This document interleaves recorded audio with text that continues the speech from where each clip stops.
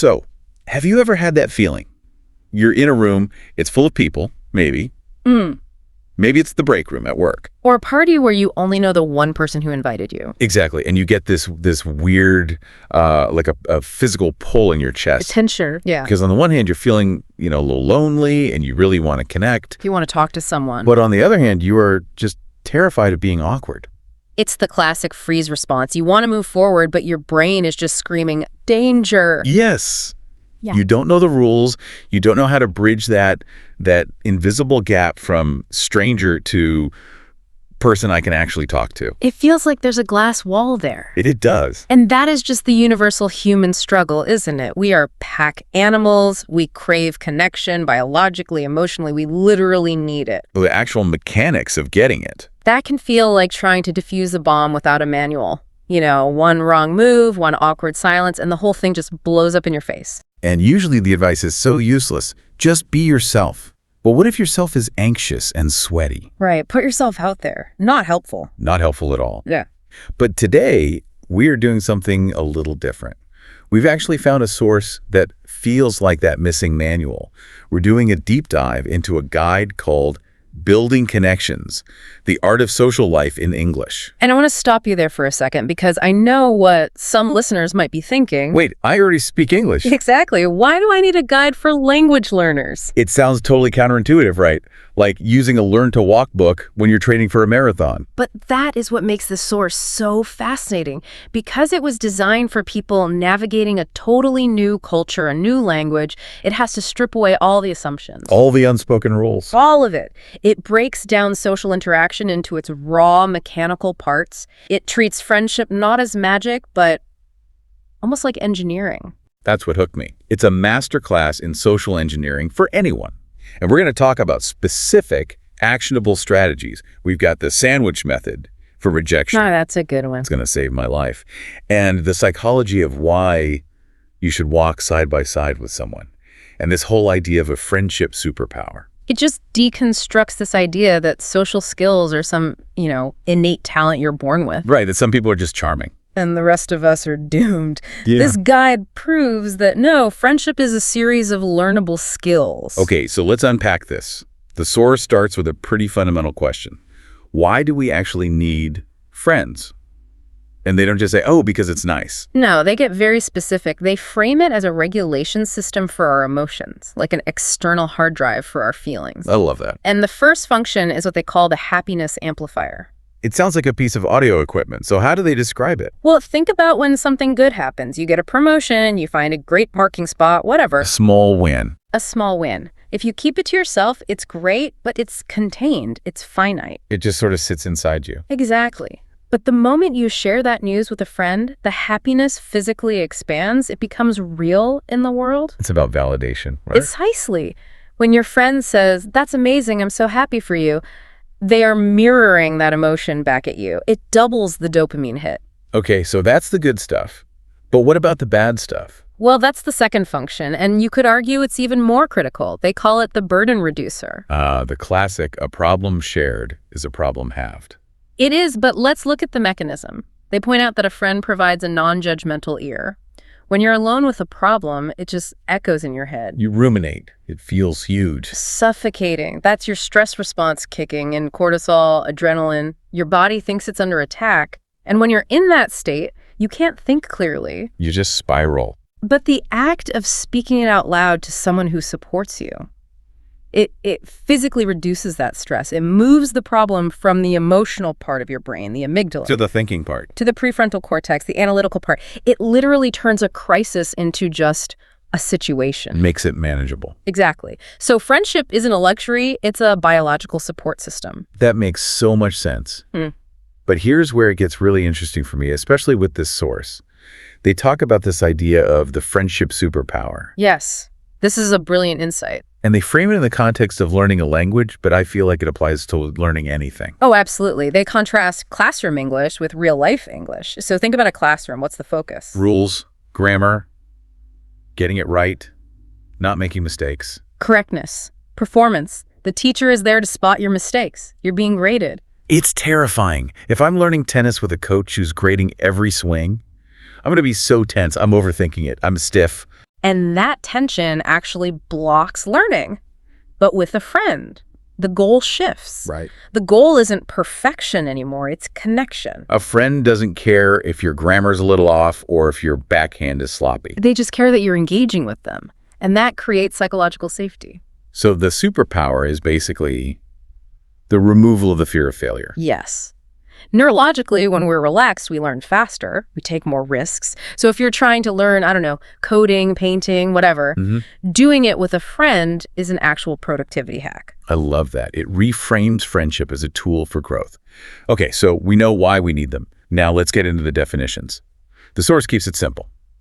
A friend is a two-way street, built on trust. But then they break it down into tiers. And honestly, I found this part so relieving. Me too, because we have this culture that romanticizes the best friend, right? Oh, totally. You watch TV shows and it's this one group of friends that does everything together. You start to think every friend has to be a soulmate. Someone you can call at 3 a.m. Which is such a high bar. It's an impossible standard.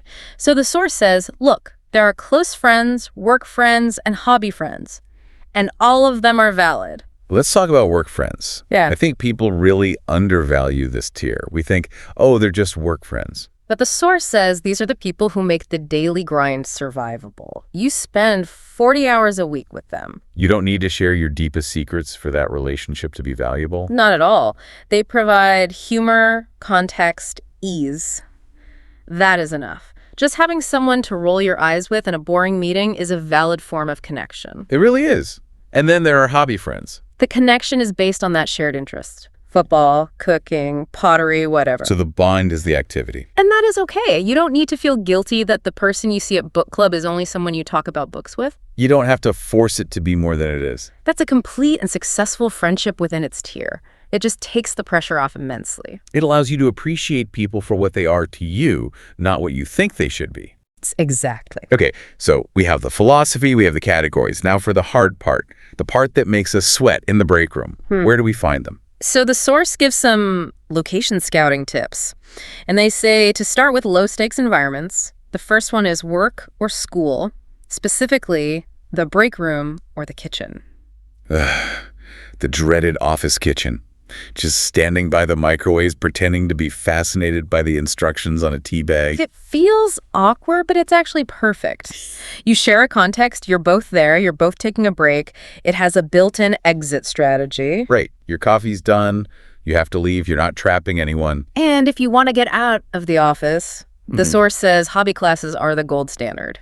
Because it removes the guesswork. Totally. If you're at a cooking class, you already know they like food. The common ground is built in. You don't have to struggle with what do we talk about. You talk about the pasta you're both burning. It gives you a third object to focus on. It's not just me and you staring at each other. It's you and me looking at this activity together. They also mention volunteering, which I think is powerful because it aligns your values right away. It's a great point.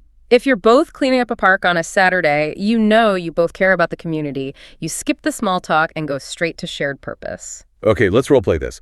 I'm at the cooking class. My palms are sweating. What do I actually say? The source gives us an icebreaker toolkit. And they keep it so simple, you do not need a clever line. Tool number 1, the universal opener. A smile and a hello. It sounds too simple to even mention. But how often do we forget to actually smile because we're so nervous? We get resting nervous face, which looks a lot like resting angry face. We stare at our phones. A smile is a nonverbal invitation. It says, I'm open. Okay, but if I have to use words. Then you use the compliment. I like your bag. Cool shoes. So why does that work? Is it just flattery? It's positive, yeah, but more importantly, it's safe. You're not asking a personal question. You're not saying, where do you live? You're commenting on an observable fact that reflects well on them. It's low risk, high reward. I like your laptop sticker is safe. I like your eyes. Is maybe a little much for the break room. Exactly. And the third tool is the situational question. Using the environment. Right, at a book club. Yeah. Is this your first time here? At a food festival? What is that you're eating? It shifts the focus off of you. It's not me staring at you. It's me and you looking at this thing. And that connects to the mindset the source encourages. Be curious. If you focus on being curious about them, you have less brain power to worry about whether you sound stupid. That's a relief. And I love their advice that if it doesn't work, you just smile and move on. You credit yourself for being brave. Yes. The interaction failing doesn't mean you failed. It's just data. Okay, so we've broken the ice. We're chatting now. Eh. How do we bridge the gap to actually seeing them again? We need to make a plan. The call to action. And the source has a script, but the real secret isn't the phrasing. It's one specific magic word. Which is, Sometime. would you like to get a coffee sometime? Exactly. Now think about the difference between that and do you want to get coffee on Tuesday at 4 p.m.? Oh, Tuesday at 4 feels like a demand. It puts me on the spot. If I'm busy, I have to say no, which feels like a rejection. It spikes the anxiety. But sometime is low pressure. It signals interest without demanding a commitment. It's a social lubricant. It lets them say sure without locking in. It's a soft launch for the friendship. Perfect way to put it. Okay, now let's flip it. This is the part I really needed. What if you're on the receiving end and you can't, or you just don't want to? This is where the source gives us the sandwich method. A classic communication tool, but it's brilliant here. It's how to say no without burning the bridge. The structure is positive, negative, positive. Okay, walk me through the layers. What's the top button? The first positive. You affirm the person. That is so nice of you to ask. You're validating them because asking someone to hang out takes courage. Right. You're acknowledging their kindness before you reject the event. Then comes the meat. The negative. The actual refusal. I'm actually really busy this weekend. You state the boundary clearly. No lies, just the fact. And the bottom button. The final positive. Maybe another time. Or, I hope you have a great time. So all together, that's so sweet of you to ask. I'm swamped this weekend, but maybe we can catch up later. Exactly. You've said no to the event, not the person. The door's left open. Nobody loses face. It's respectful. So much better than just ghosting someone. People respect clear boundaries when they're delivered with kindness. Okay, so they say yes, we're going to hang out. What should we actually do? The source has some strong opinions here. They say keep it simple. The coffee date is a classic for a reason. It's short, cheap, and if it's going badly, you can leave in 20 minutes. Low risk investment. The real insight for me, this was my favorite takeaway, is the recommendation to go for a walk. The side-by-side hack. So why is this so effective? Is it just about getting exercise? No, it's evolutionary psychology. When you sit across a table from someone, you're forced into constant direct eye contact. Which can feel like an interrogation. In the animal kingdom, that's a threat. Or it's intense intimacy. For a new friendship, especially if you're anxious, it can be really intense. You don't know where to look, what to do with your hands. But when you walk side by side, you're both looking ahead. The eye contact is intermittent. It feels cooperative, not confrontational. You're looking at the same things, the scenery. It diffuses the tension. And psychologically, looking in the same direction creates a subconscious feeling of partnership. You're on the same path. That is a game changer. Let's grab a coffee and walk around the block is a way better invite than let's sit in a quiet room and stare at each other. It absolutely is. Okay, so we've made the friend, we've gone on the walk. Now, how do we keep them? The source calls this watering the plant. This is where most adults fail. We think friendship is a statue. Once it's built, it's just there. But it's a plant. If you don't water it, it dies.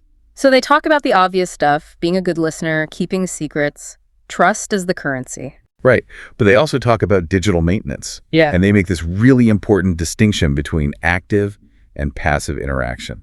Which is so relevant now. We think because we follow someone on Instagram, we're in touch. We see their vacation photos, so we feel like we know what's going on. But the source warns that just liking a photo is passive. It's the bare minimum. It barely registers. With lazy connection. To really water the plant, you have to be active. Write a comment, send a direct message. That pizza looks amazing. Where is that from? And they mention the power of low-effort outreach. A simple text just saying, thinking of you. Or a 5-minute phone call. We fall into this trap of thinking a catch-up needs to be an hour-long ordeal. We think, oh, I can't call Sarah until I have a full hour free. And then a year goes by and it feels too awkward to call. But a 5-minute check-in is worth so much more than an hour-long call that never happens. It keeps the line open. Thinking of you is such a powerful text to get. It demands nothing. It just makes you feel seen. It confirms the connection. And that's really the core of this whole thing. Whether it's the smile, the sandwich, the walk, it's all about signaling, I see you and I value this connection. So let's recap. We've covered a huge amount of ground here. We have. We went from the philosophy of why we need friends' happiness amplifiers, stress reducers, to the mechanics of finding them in break rooms and hobby classes. We've got our toolkit, the smile, the word sometime, the sandwich method. And now we know how to maintain those bonds by actively watering the plant, not just passively scrolling. The source ends with 2 pieces of wisdom. Be patient and be yourself. Which sounds cliche, I know, but in this context, be yourself really just means don't try to perform friendship perfectly. Just show up. And be patient acknowledges that building real trust, getting to that close friend tier, it takes time. You can't force it. You have to earn the tears. So here's a thought to leave you with. We talked about watering the plant. I want you to think about your own social life right now. Are you treating it like a spectator sport? Are you just scrolling through the feed of your friends' lives, throwing out a like here and there and calling that connection? Or are you active? Are you waiting for an invitation? Or are you the one willing to risk that universal smile? Maybe this week you could try just one of these things. Send that thinking of you text. Ask a colleague to grab a coffee sometime. See what happens. Small steps. That's how it's built. Thanks for diving in with us today. Go out there and be brave. See you next time. Welcome back to the Deep Dive. Today, we are tackling a nightmare. And I don't mean a monster under the bed, or that dream where you show up to a high school math test you didn't study for without your pants on. Oh, the classic. The classic. I mean something far more common and honestly, for most of us, far more terrifying in a visceral daily way. I have a feeling I know exactly where you're going with this. You're talking about the social abyss. The social abyss, that's a perfect name for it. Picture this. You're at a party or maybe a networking event where the name tags are peeling off. Ugh, the worst. Or even worse, you're in the break room at work, waiting for the coffee machine to finish its agonizingly slow drip. You're standing next to someone, you've exhausted the weather, you've agreed that, yes, the traffic was indeed diabolical this morning, you've nodded about how time flies, and then it happens. The stall. The stall. Yeah. The crash. Yeah. The dreaded, hollow, ringing, awkward silence. Oh, I can feel it now. You look at your shoes like they're the most fascinating objects in the universe. They look at the ceiling. You're frantically searching your brain for literally anything to say, a news headline, a joke, a comment about the carpet, but your mind is just a blank white room. It is physically painful. It actually is physically painful for a lot of people. It creates a genuine spike in cortisol and adrenaline. Really? Oh, yeah. We are social creatures. We're herd animals. And when that rhythm breaks, when the connection snaps, our primitive brains interpret it as a failure. So it's not just me being awkward, it's my lizard brain freaking out. It's your lizard brain freaking out. You feel like you're being ostracized or like you're bombing on stage, even if the audience is just one person holding a stale bagel. Exactly. And that is why today's deep dive is going to be a lifesaver. We are going on a mission to fix the conversational stall. Yes. We are going to look at the specific mechanics, and I mean the nuts and bolts, the engineering of how to turn a boring, dying chat into a genuine connection. And we aren't just relying on intuition or fake it till you make it advice here. We have a really interesting source for this discussion that frames this in a unique way. We do. We are pulling from a structured guide on social interaction titled Beyond Small Talk, and specifically a segment called From Small Talk to Real Talk. It's hosted by 2 communication guides, Emma and John. Now, here is the kicker, and I want everyone to stay with me on this. Get this. This source is technically framed as a guide for learning English. But don't let that fool you. If you tune out because you think, I already speak English, you are missing the gold. 100%. You are missing the entire point. What's fascinating here is that often, when you look at material designed for language learners, you find the most stripped-down essential truths about human interaction. Why is that? Because they have to explain the rules that native speakers take for granted. They often articulate the psychology of conversation better than advanced sociology textbooks. They have to break down the algorithm of how to be a person. It's like a master class in social strategy. They break it down into code. If you say X, the conversation dies. If you say Y, the conversation lives. It is incredibly tactical. It's almost like gamifying social interaction. Precisely.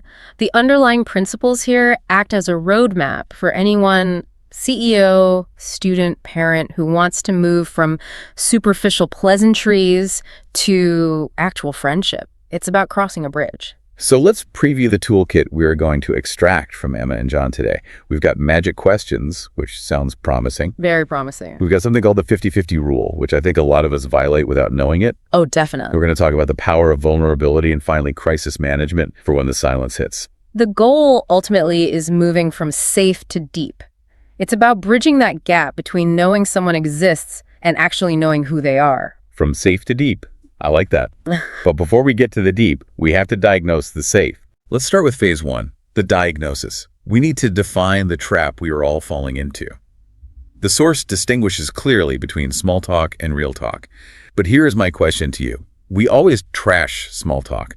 We act like it's this garbage we have to wade through. We do. But if it's so bad, why is it literally the default setting for the entire human species?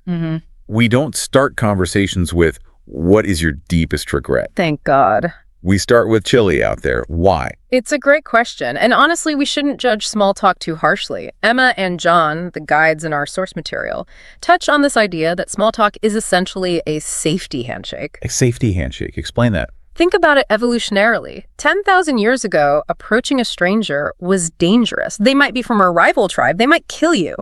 So you don't expose your neck, your vulnerability, your children, your food source right away. You send out a ping. The weather is nice. The low-stakes ping. If I say the weather is nice and you ignore me or you grunt, I haven't lost anything. I haven't revealed my soul. Exactly. It's a non-aggression pact. It validates that we are both present, we are both seeing the same reality, which is the rain, and we aren't attacking each other. Okay, that makes sense. The source argues that the problem isn't the existence of small talk. Small talk is necessary. The problem is the stuck state. The stuck state. Right. Think of conversation like a house. Small talk is the entryway or the mudroom. You have to go through the entryway to get into the house. You can't just teleport into the kitchen. Okay, I like that analogy. But the mistake most of us make is that we just stand in the entryway, wiping our feet on the weather mat for 20 minutes. And it gets awkward because nobody wants to hang out in a mudroom for that long. Exactly. You're supposed to wipe your feet and move into the living room. That's where the real talk happens. So the anxiety we feel isn't about the weather. It's about the fact that we know we should be moving inside, but the door is locked or we don't know where the handle is. Yes. And the source defines small talk specifically as focusing on safe external things. Rain, time, traffic, busy week. Yeah, busy. Traffic was a nightmare. Tell me about it. It's a script. We could do it in our sleep. And we do. It's low risk. No. But the source points out the fatal flaw. You cannot build a deep friendship based on precipitation. Right. It is a dead end. It really is. Yeah. I've never walked away from a conversation about the humidity thinking, wow, I really feel a soul connection with that person. We should be best friends. I would trust them with my life. Exactly. And this leads to what Emma and John call the what comes next problem. This is that specific moment we talked about in the intro. You've done the hello, you've done the nice weather, you've wiped your feet in the entryway. Now, silence. Most connections die right there because there's nowhere for the conversation to go. The weather doesn't have a plot. Traffic doesn't have character development. So if small talk is the entryway, what does the living room look like? What is real talk, according to our source? Real talk is about the internal, not the external. The source's criteria for a deepening friendship involves 3 things: learning about personality, learning about dreams, and learning about opinions. Dreams and opinions. That's a big jump from it's cold outside. It is. Think of small talk as maintenance. It keeps the social machinery from rusting. But real talk is discovery. It's exploration. And you can't just wait for it to happen on its own. No. The insight from the source is that you can't just hope small talk magically transforms into real talk. You need specific tools to bridge that gap. You need to build a ramp from the mudroom to the living room. Okay, so let's build that ramp. Let's get into the tactics. Phase 2. This is arguably the most actionable part of the entire deep dive. For sure. Tactical tool, #1, the open-ended question. This is the foundation. If you get this wrong, nothing else matters. You can be charming, good-looking, and smell great, but if you mess this up, the conversation dies. The source identifies a specific villain in our conversations, the binary trap. Ooh, sounds ominous. Or, as we know them, closed questions. Let's define that clearly. A closed question is anything that can be answered with a simple yes or no. Or one word. Right. It's a question that limits the respondent's options to a single bit of data. And the source gives a perfect case study for this. It's the question we ask every single Monday morning. We're all guilty of it. Did you have a good weekend? Let's play that out. I want to show you the mechanics of why this fails. Ask me. Okay. Hey, did you have a good weekend? Yes. There you go. It's over. I literally have nowhere to go. I feel like I have to walk away now. It's so awkward. The conversation stops immediately. It effectively kills the flow. I have handed you the ball, you caught it, said yes, and put it in your pocket. Game over. But why do we do it? Is it just laziness, or are we just bad at this? Partly, but it's also about cognitive load. This is something the source hints at, but let's dig deeper. When you ask, did you have a good weekend? You are asking for a summary judgment. A summary. Okay. My brain scans the last 48 hours, averages the happiness, and outputs a result. Good. It's easy for me, and it's easy for me to ask. Right. But the consequence is that it places a huge burden on the other person to restart the momentum if they want to keep talking. If I say yes, the silence is now your problem again. Right, it's back on me. The hot potato of silence. Exactly. So, what is the solution? How do we fix the Monday morning trap? We switch the phrasing to force a narrative response. We move from closed to open-ended. The source gives us a checklist of W words: who, what, where, when, and the crucial ones, how and why. Let's look at the comparative examples from the text, because I think hearing the difference really drives this home. Yeah, let's do it. Instead of, did you have a good weekend? The source suggests asking, what did you get up to this weekend? Notice the difference. What did you get up to? Cannot be answered with yes. It can't. If you answer yes to that, people will think you aren't listening or you're having a stroke. You are forced to provide data. I went hiking, or I slept for 2 days. But isn't that harder for the person answering? It puts them on the spot a little more? A little bit, yes. It forces a search query. They have to scan their memory for specific events. But people generally like talking about their lives if you give them the prompt. So it's a welcome burden, in a way. It is. It's an invitation. Another good one they suggest is, what was the best part of your weekend? Oh, that's even better. I like that one. What was the best part? Demands a value judgment. It demands a specific highlight. Now you aren't just getting a list of activities, you're getting a glimpse into what that person enjoys. Let's try work example. Instead of, do you like your job? Which, let's be honest, is a dangerous question anyway. Risky. And again, invites a simple yes or no. Usually it's fine. Right, the classic, it's fine. Instead, the source suggests, what is your favorite part of your job? Or, how did you get into that line of work? How did you get into that line of work? How did you get into that line of work? Why that one specifically? That is an origin story question. Everyone has an origin story. Maybe it was an accident, maybe it was a lifelong dream. But by asking how, you are inviting them to tell a story. And that's the key insight from the expert analysis here. The source notes that people love telling stories about themselves. They do. It's the favorite subject of almost every human being on Earth themselves. When you ask an open-ended question, you're essentially saying, I am giving you the stage. Entertain me with a story of you. So you're making them the star of the show. You are. It shifts the burden of content generation to the other person, but in a way that is pleasurable for them. So rule number 1, if you can answer it with yes or no, don't ask it. Flip it to a what or how. Precisely. It's a habit you have to break. You have to catch yourself. But asking the first question isn't enough. No. You can ask, what did you do? And get an answer and still drop the ball. It is not enough. Yeah. And that leads us to phase 3. Tactical tool, #2, the follow-up, and the why lever. This is where I think most people struggle. Oh, absolutely. They ask the good question, they get the answer, and then they panic. This is where we separate the amateurs from the pros. You can ask a great open-ended question, get a great answer, and still ruin the conversation if you don't know how to handle the response. The source calls this the follow-up. It's about active listening mechanics. You can't just have a list of prepared questions and fire them off like a checklist. Oh, that's the worst. What did you do? Hiking? What is your favorite food? Pizza? Yeah. Where do you live? Downtown? That's not a conversation. That's a census. Or a really bad first date. Right. You have to actually listen to the answer, isolate one specific piece of information, and target it. Let's look at the bad response scenario the source paints. Okay. Someone says, I went to the cinema. Okay, stop there. I went to the cinema. That is the bait. They have given you a fact. The bad response, according to Emma and John, is, cool, I stayed home. Ouch. It hurts just to say it. It feels so dismissive. It fails because it pivots the attention immediately back to you. I stayed home.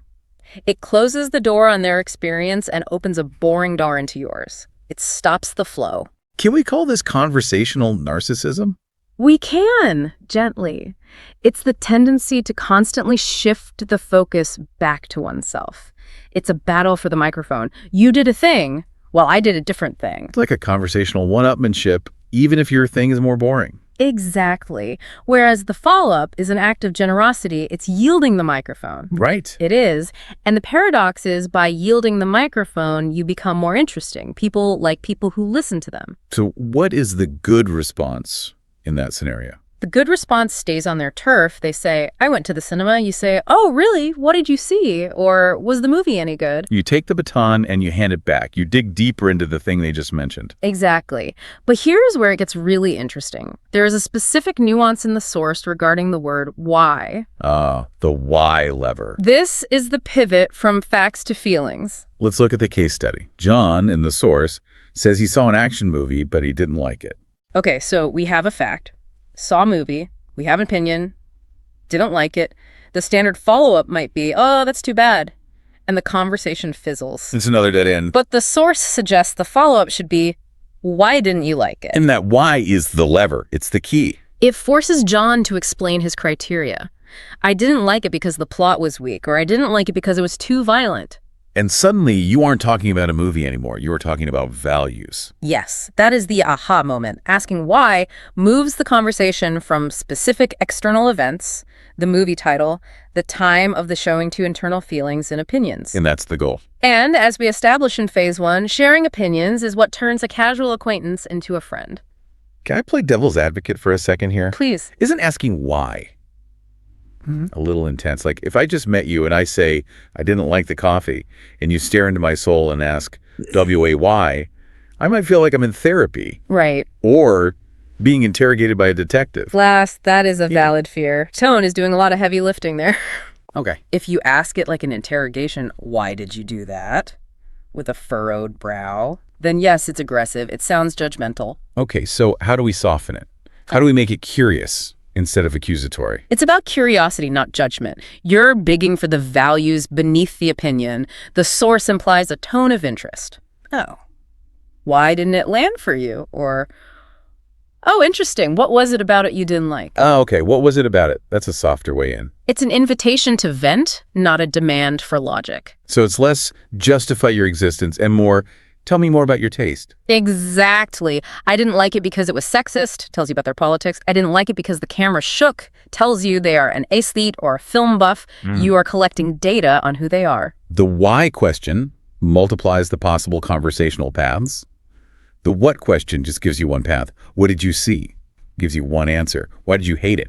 Gives you a philosophy. Precisely. But I can see another problem emerging if we only do this. Right. If I keep asking why, I'm going to sound like a 3-year-old.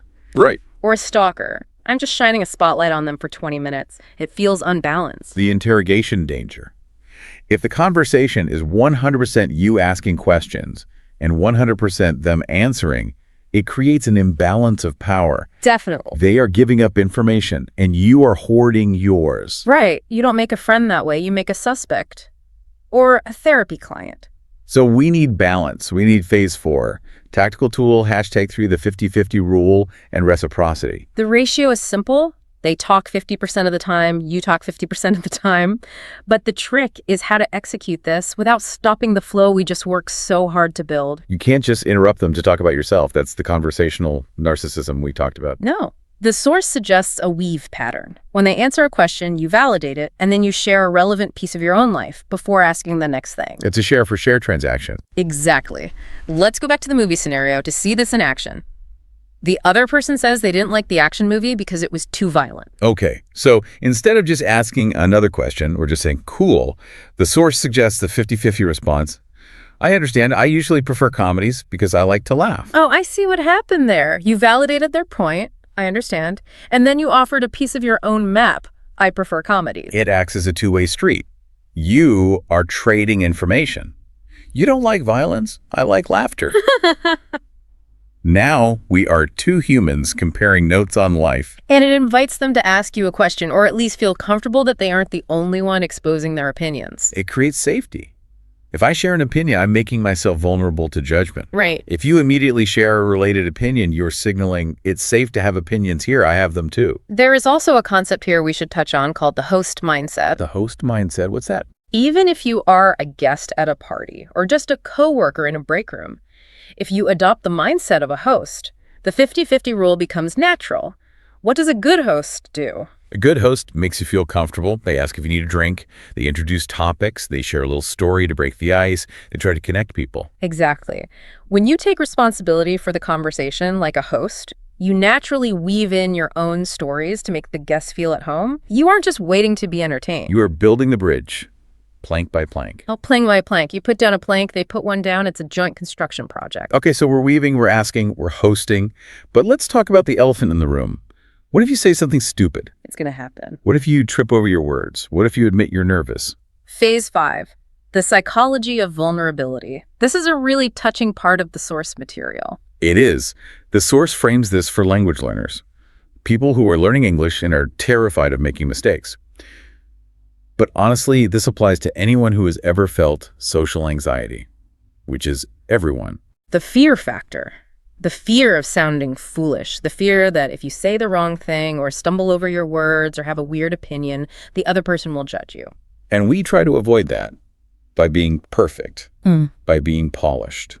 But the source offers some counterintuitive advice here. The vulnerability paradox, they say. Show you are not perfect. That's so hard for us to do. It goes against our instincts. We want to present a polished, perfect version of ourselves. We want to look cool. But the source suggests using specific scripts that admit weakness. For the language learners, it's things like, I'm sorry, I don't know the word for that. Can you help me? Or, I'm a little nervous. Thank you for being patient. No, think about how you would react if someone said that to you. If someone came up to you and said, I'm actually really nervous at these parties. I never know what to say. I'd want to hug them. I'd feel relieved. I'd probably say, oh my God, me too. I hate these things. Exactly. Instead of judgment, admission of vulnerability usually elicits kindness. It triggers a helper response in the other person. There's a name for this in psychology, isn't there? I feel like I've heard of this. The pratfall effect. Pratfall, right? It suggests that if a generally competent person makes a mistake or admits a flaw like spilling coffee on themselves, they actually become more likable. Because they're human. Exactly. Perfection is intimidating. Flaws are relatable. And specifically, asking for help. Can you help me? Triggers the Benjamin Franklin effect. Yes. Benjamin Franklin famously won over a rival legislator by asking to borrow a rare book. The logic is, our brains justify our actions. So if I do a favor for you, my brain goes, I must like this person, otherwise why would I help them?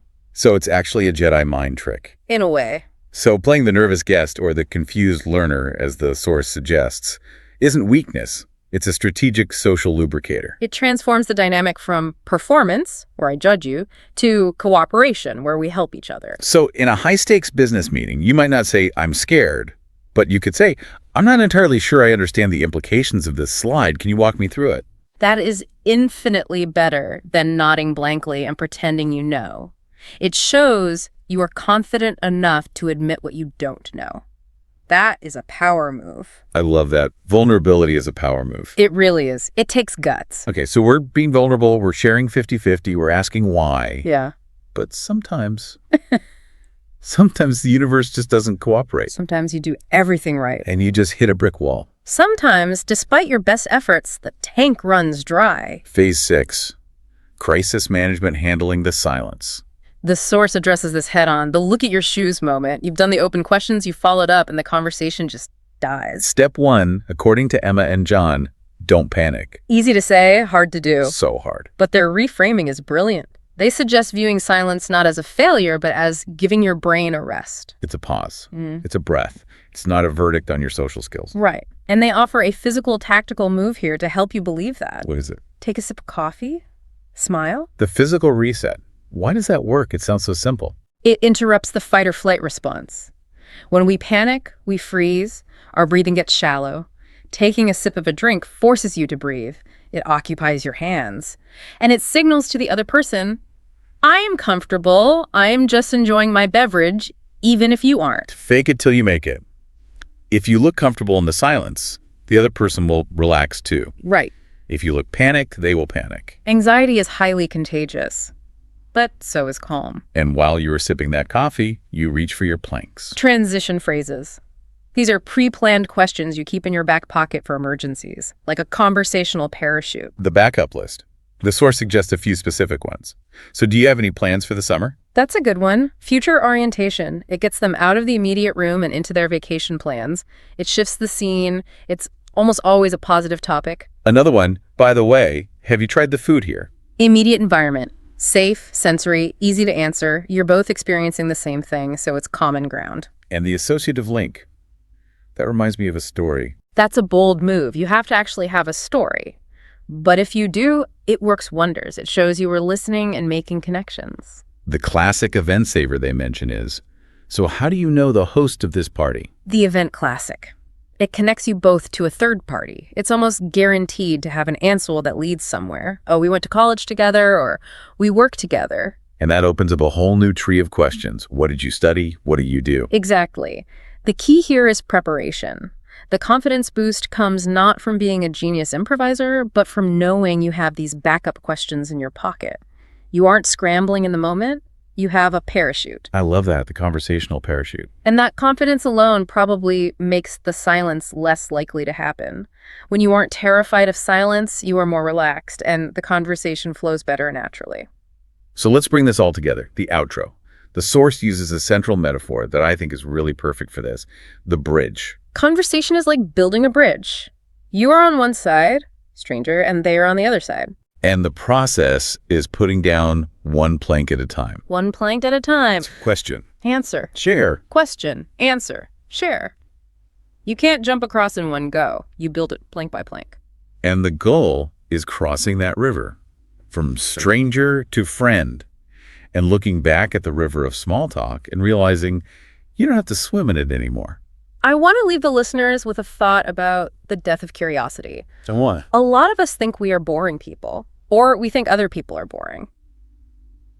Well, Bob from accounting is so dull. Right, we've all done that. But usually we aren't bored because Bob is dull. We are bored because we haven't asked Bob the right question. Bob might be a competitive skydiver or a world-class baker, but if you only ask him about the spreadsheet, you'll never know. Exactly. The world is full of fascinating people disguised as boring people. Your job, using these tools, the open question, the why, the weave, is to break that disguise. If you are bored, it's often your fault. That is a tough pill to swallow, but I think you're right. It's on us to be the architects of the conversation. It is. You have more agency than you think. So let's do a final recap for everyone listening. The 4 commandments of the deep dive today. Number 1, avoid yes-no questions. They are the conversation killers. Always. Flip them to who, what, where, how, why. Number 2, use follow-ups to dig for details. Don't be a conversational narcissist. Stay on their topic before you switch to yours. Number 3, apply the 50-50 rule. Share yourself. Weave your story into theirs to create balance. And number 4, embrace the silence and use transition phrases. Don't panic. Sip your coffee and smile. And remember, friendship is a two-way street. You have to pay an attention and vulnerability to get connection out. You can't just be a passive participant. So here's our final challenge to you, the listener.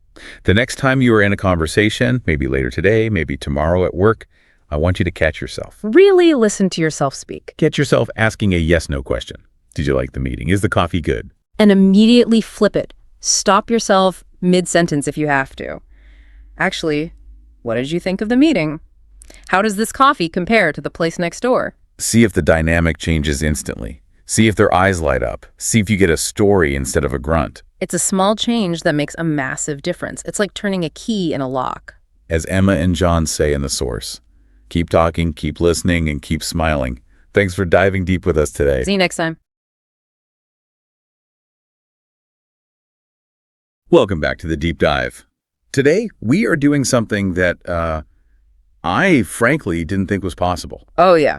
What's that? We're taking a stack of materials that, on the surface, looks like maybe the driest, most academic thing we have ever covered.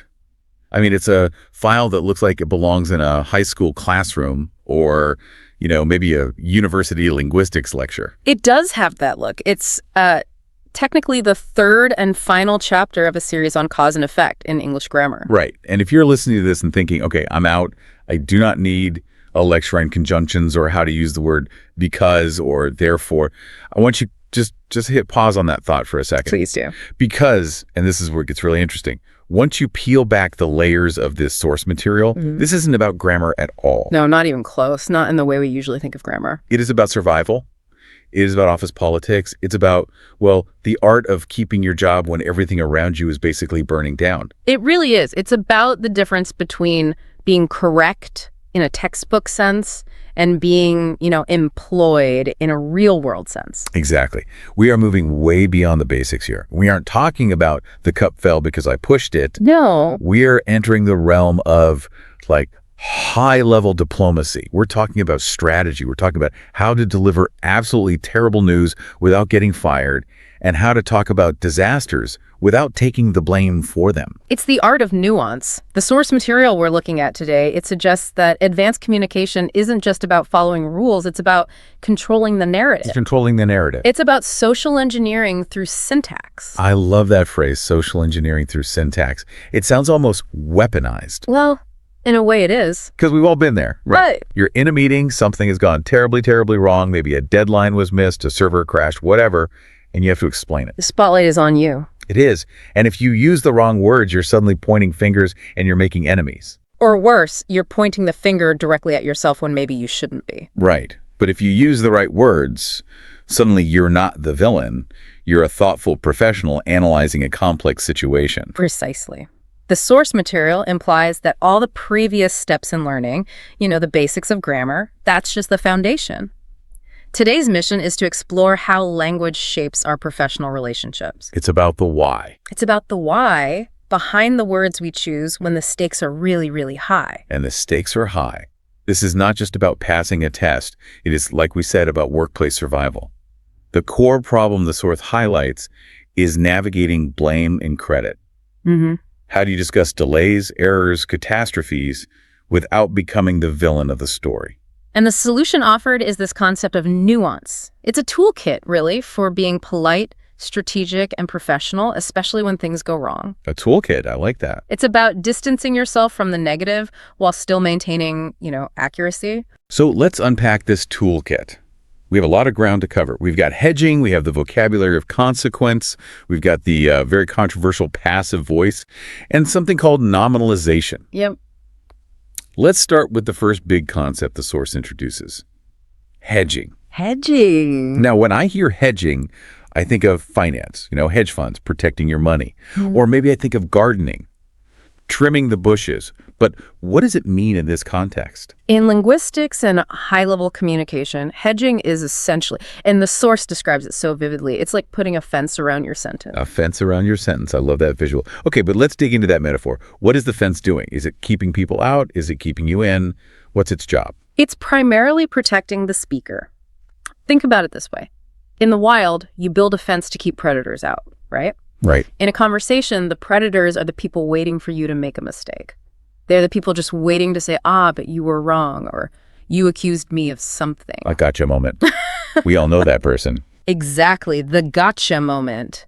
If you make a direct, unhedged statement like X caused Y, you are making a claim of absolute fact. You are standing out in an open field, completely exposed. No cover. None.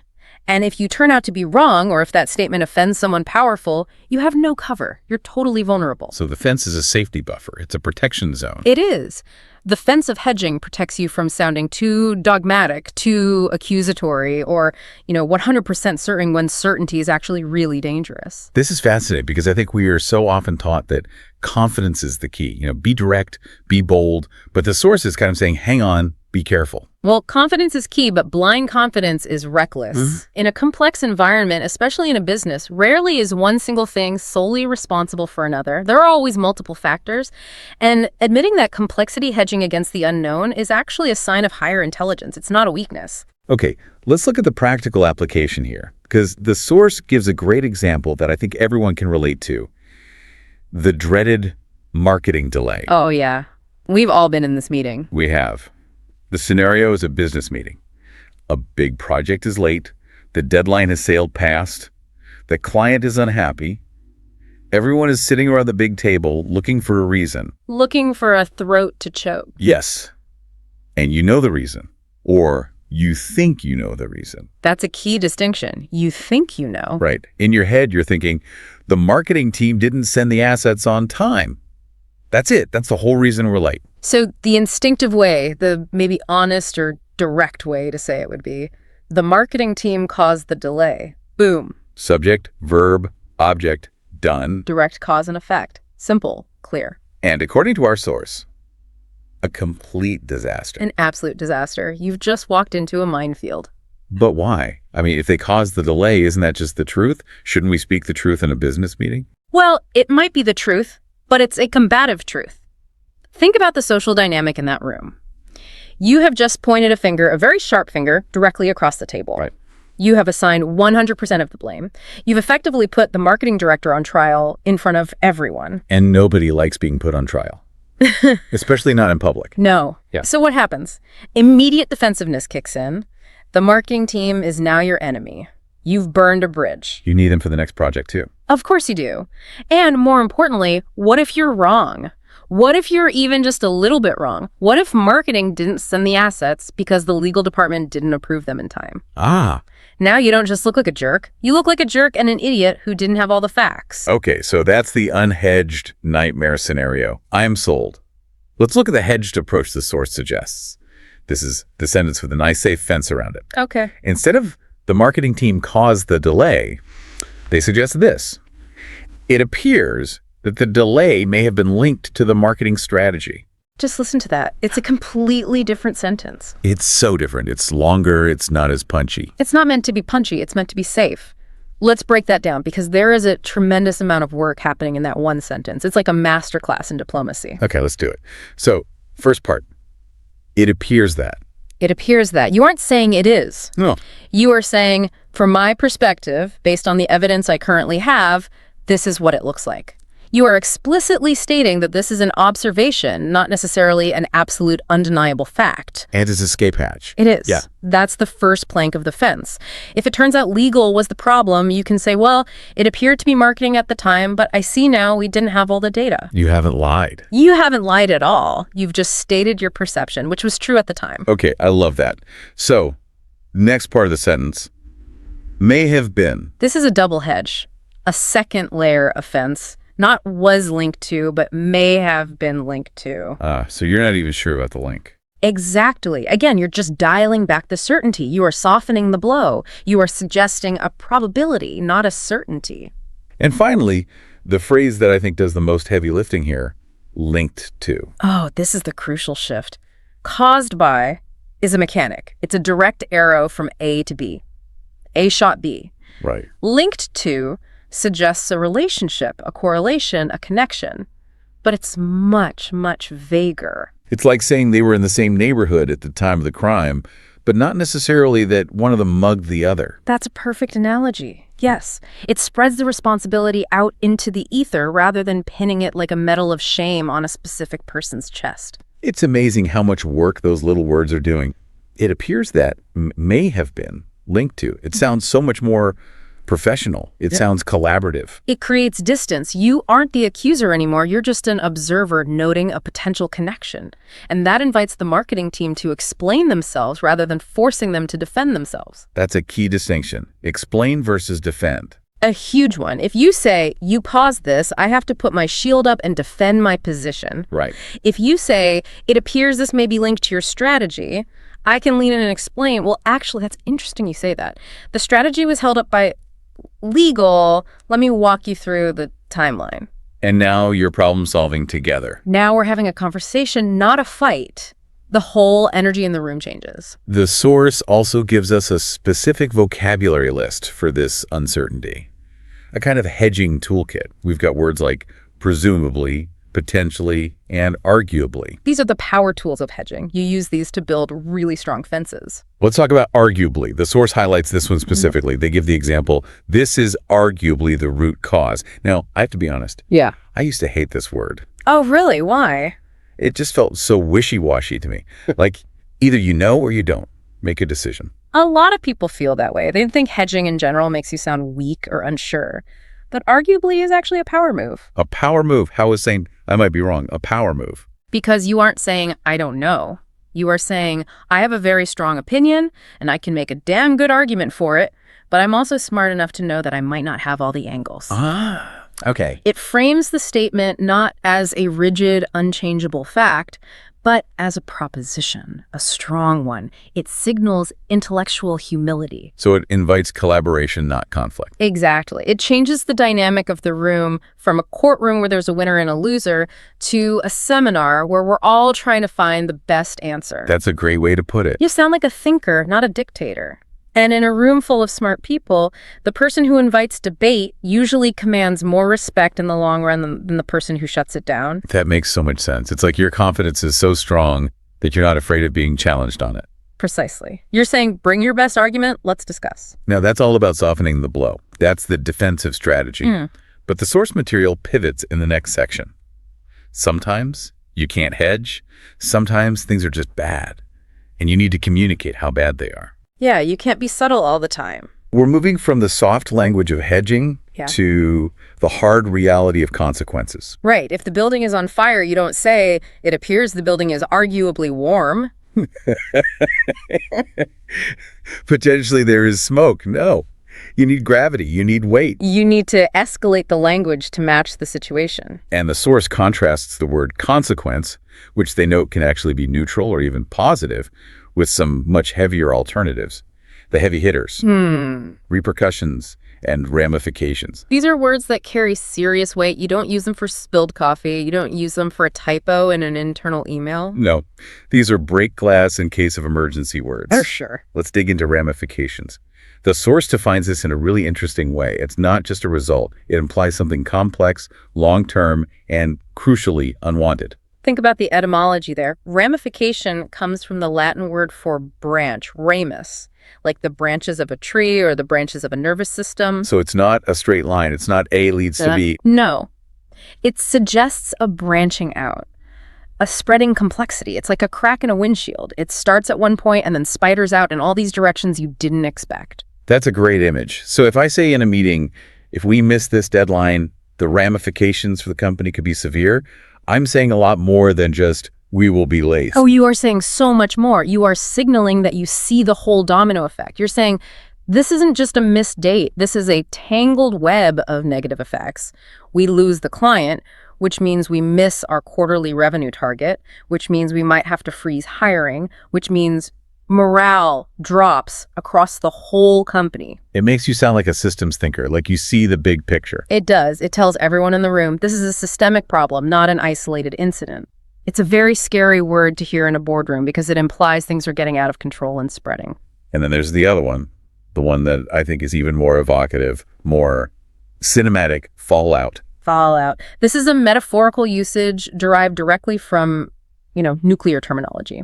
Which is terrifying in itself. That's the whole point. It is. Nuclear fallout isn't the explosion. It's the radioactive dust that settles on the land after the explosion is over. Right. It lingers. It poisons the environment for years, long after the initial boom. That is such a vivid, powerful image. So when the source uses the example, we are still dealing with the political fallout of the scandal. What are they really saying with that one word?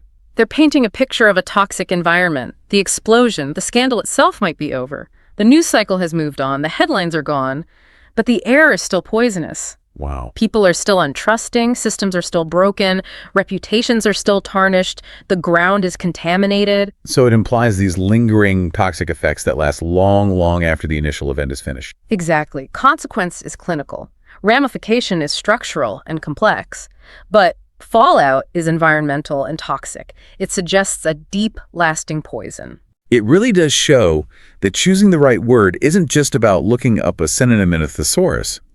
It's about choosing the emotional temperature of the message you're sending. Absolutely. If you use fallout, you are telling people to put on their hazmat suits. You are warning them that this isn't a quick fix. This is a long-term cleanup operation. Okay, let's shift gears to what I think is the most controversial part of the source material. This is where we have to unlearn what we were taught in school. Ah, yes. The big one. We're talking about the passive voice. The enemy of every high school English teacher in history. I remember it so clearly. My essays coming back just covered in red ink. Don't use passive voice. Be active. The boy kicked the ball. Not the ball was kicked by the boy. Oh, yeah. It was drilled into us that active is strong and passive is weak and evasive. And to be fair, In narrative writing or in journalism, that's usually true. You want clarity. You want to know who did what to whom. But the source comes along and says, hold on. In Western business culture, the passive voice is a critical tool for diplomacy. This is one of those moments where academic English and professional English just completely diverge. In school, you want agency. You want to show who's in charge. Right. In high-level diplomacy or business, sometimes agency is the last thing you want to highlight. The source calls this the psychology of the passive voice. Specifically, using it to de-emphasize the actor, the doer. Let's look at the logic. The active voice, by its nature, highlights the doer. John broke the printer. The spotlight is on John. He is the villain. He is the agent of destruction. Poor John. He's just standing there holding the broken paper tray. Everyone's staring at him. Right. But what happens if we use the passive voice? The printer was broken. John has vanished. He's disappeared from the sentence. John is safe behind the curtain. The focus is now on the broken printer, which is the problem we all need to solve together. It completely changes the energy in the room.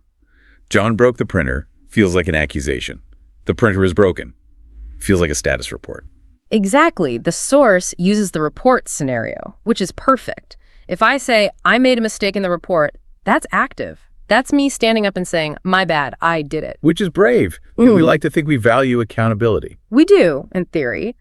But in a written record, in a formal email that's going to the client, in a legal document, that I is a liability. Ah. You are creating a permanent paper trail of your own incompetence. So the source suggests the passive alternative.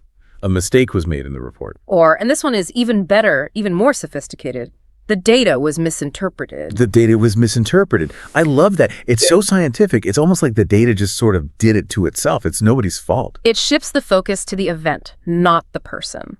We are looking at the error as an object to be analyzed and fixed, rather than looking at the person to be punished. It's depersonalized. It removes the human error element from the immediate discussion and focuses everyone on the systemic issue. It's just safer for everyone involved. It creates a safe zone for problem solving.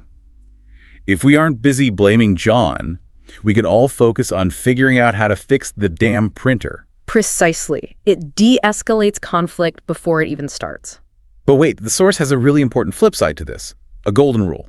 Because you can't just talk like a robot all the time. No, absolutely not. If you use the passive voice for everything, you just sound weak. You sound like a bureaucrat who does nothing.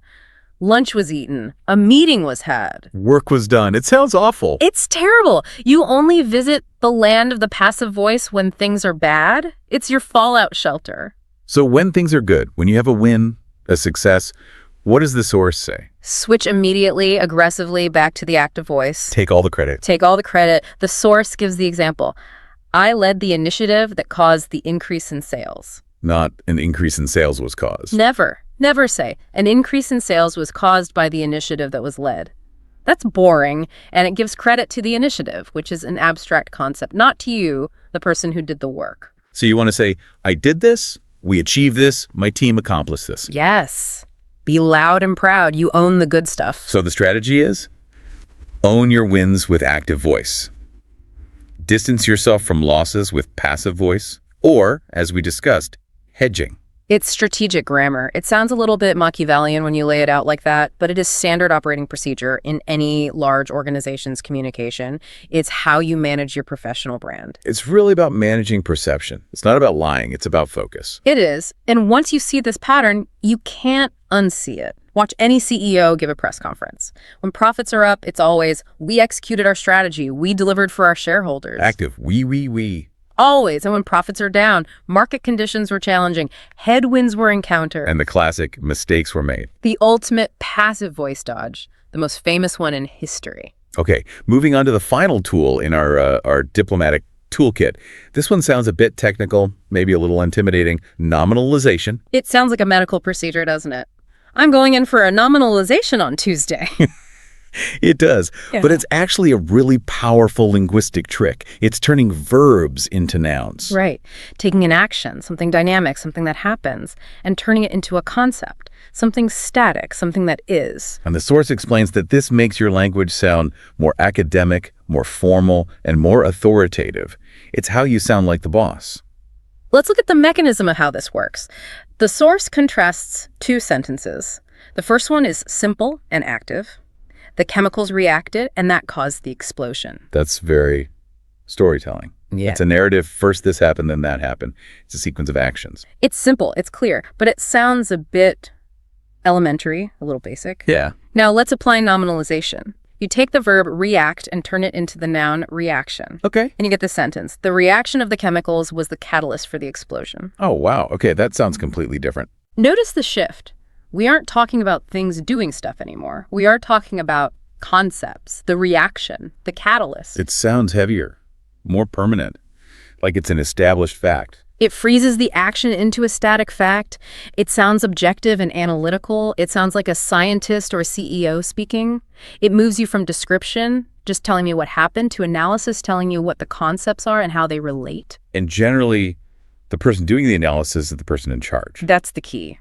Nominalization signals authority. It says, I'm not just in the weeds watching things happen. I am looking at this from a high level and understanding the principles at play. The source highlights a specific power word here, which you just used, catalyst. I love this word. It's a perfect example of nominalization and a powerful metaphor combined. So instead of saying started or caused, you say catalyst.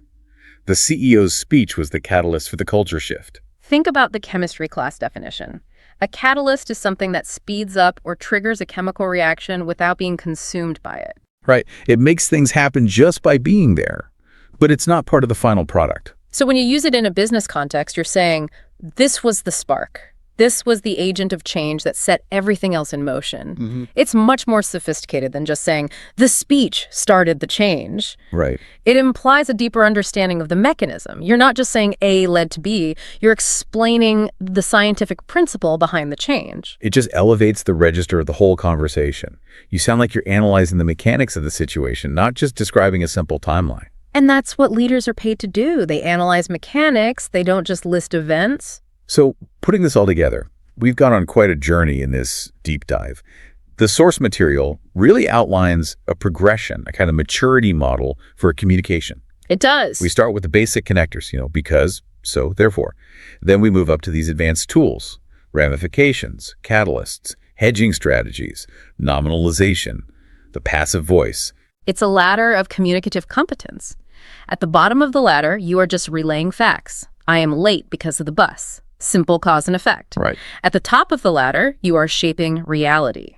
The transportation delay was the catalyst for the necessary schedule adjustment. That sounds so much better than I missed the bus. It does. It sounds like a logistical issue that required strategic thinking, not a personal failure. And the source concludes with a little bit of philosophy, which I really appreciate. They say that cause and effect, when you get to this level, isn't just about grammar anymore. It's about how you interpret the world and how you relate to other people. That's the big takeaway for me. Grammar isn't just a set of arbitrary rules you memorize for a test. It's a tool for cognition and for relationship management. A tool for cognition. Yeah. When you choose to hedge, you are choosing to respect the possibility of other viewpoints. When you choose the passive voice, you are choosing to prioritize solving the problem over assigning the blame. These are conscious, strategic choices. The ultimate goal, as the source puts it, is controlling the nuance. Exactly. It's not just about surviving the conversation. It's about steering it. It's about being the person who frames the issue, who sets the terms of the debate. The source ends with a little pun, which I kind of enjoyed. They said they hope this series has been a catalyst for improvement. A little nominalization humor there. Very droll. I like it. And the final piece of advice. Don't be afraid to make mistakes, but use the passive voice when you do. Sound advice for life and for business. I think we can all use that. So what does this all mean for you, the listener? We've looked at the fences, the fallout, the passive shields, and the catalysts. What's the big picture here? I think the lesson is that mastery of language is mastery of perception. It really is that simple and that profound. If you can control how a cause is connected to an effect in your language, you can control how people perceive reality. You can control the story. You can control the story. You can smooth over a disaster, or you can amplify a warning to make sure people take it seriously. It's an incredible amount of power. But here's a thought I want to leave you with. It's something that struck me while we were discussing all this, especially the hedging and the passive voice. It's kind of the dark side of this toolkit. Go on. If we spend our entire professional lives building fences around our sentences, and using the passive voice to avoid saying, I did it or you did it, do we eventually lose the ability to take true responsibility? That is the danger, isn't it? That's the ethical tightrope. Does the language of diplomacy eventually erode actual accountability? Yeah. If mistakes were made, but no one ever admits to making them, how do we ever learn? How do we fix the root cause if we are so busy hedging around it that we never actually name it? It's a real problem. If the culture becomes one where no one ever takes direct ownership of a failure, the same failures are just doomed to be repeated. The system never learns. So it's a balance. You need the shield to survive the politics of the workplace, but maybe sometimes you need to be the person with the courage to put the shield down and just say, I broke it. I'll fix it. True.